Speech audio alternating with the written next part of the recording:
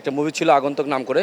আমার personal feelings হচ্ছে is totally রিডিকুলিয়াস। আগা মাথা গোড়া কিচ্ছু বুঝবেন না যে এ কি দেখতেছেন না কি দেখতেছেন কিছু বুঝবেন না। ভাই কোন সিনেমা দেখলেন?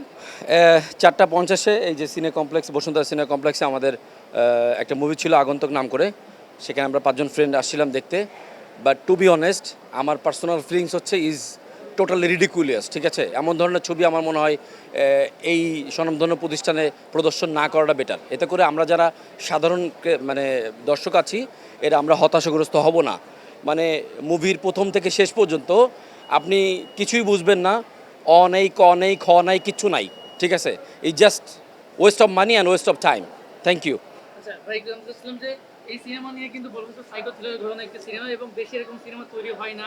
এই সিনেমা তৈরি করছে দেশে, আসলে বলতে পারেন একটা সিনেমা যে গল্প চেঞ্জ তারা আনতে যাচ্ছে। পূজাচেরি, শ্যামল মোল্লা তারা বারবার বলছিলেন। আচ্ছা, সাইকোর ব্যাপারটা আমি একটু বলি। যদি আপনারা মুভিটা দেখেন তাহলে দেখবেন এখানে সাইকো ইন দ্য এন্ড দেখানো হয়েছে যে হিরো আর কি নায়িকার সাথে থাকে, তাকে বোঝানো হয়েছে যে সে হচ্ছে গিয়ে মূল কিলার আর কি।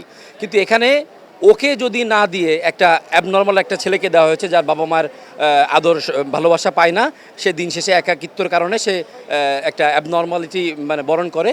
আমার মনে হয়েছে ওই ছেলেটাকে যদি আপনি সাইকো মেনটেন করতেন, মানে মিন করতেন, then things was fine and everybody was crowded. মানে ওর যখন মানে ফেসটা দেখা হয়েছে ওই ছেলেটাকে, যে মানে অ্যাবনর্মাল ছেলেটা, সবাই আমরা তো ভাবছি ওই ছেলেটা হবে, কিন্তু আবার দেখা যায় মুখোশ পরে দেখি নায়কের ছবি।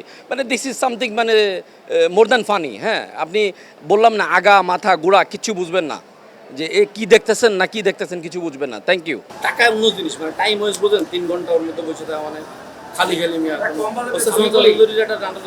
লাভ হইতো। নায়িকার মা হচ্ছে অসুস্থ হয়ে গেছে, এবার ডাক্তারের কাছে নায়িকা কথা বলতেছে।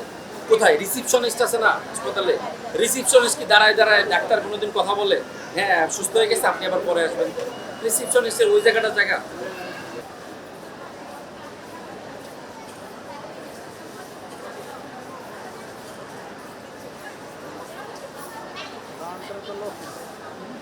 লোক না, আর বেশিরভাগ বুথে দেখেন ক্লোজ করে দিচ্ছে।